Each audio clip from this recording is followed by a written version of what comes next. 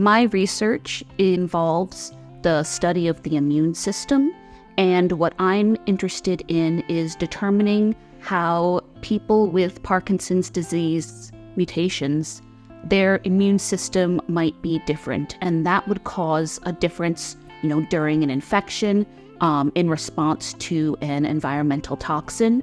And what I am looking to study is to see how, these alterations and modulations in an immune response could build up over time, piece by piece, and might predispose someone to developing Parkinson's disease later in life.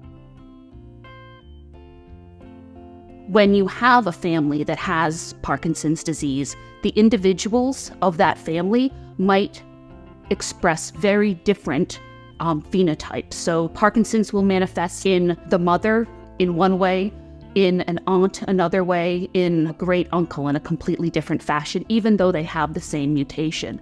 And so by looking at complex genetic interactions, we can see alternative pathways that might be impacting those individuals, and that can basically dictate better clinical trials for those individuals.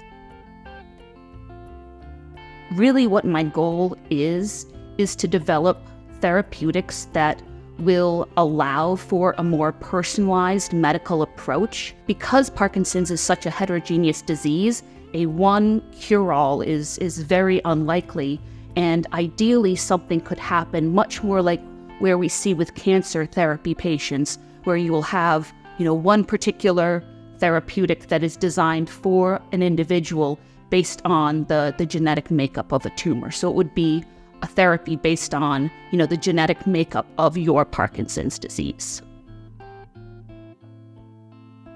The Parkinson's Foundation has done a fantastic job of bringing me as a researcher to patients where I'm able to interact with them. And because of that, in my research, even when I'm doing some of the most basic science, I'm able to think about things that, I don't think a researcher necessarily would. It is so important to invest in the future as you're doing your research.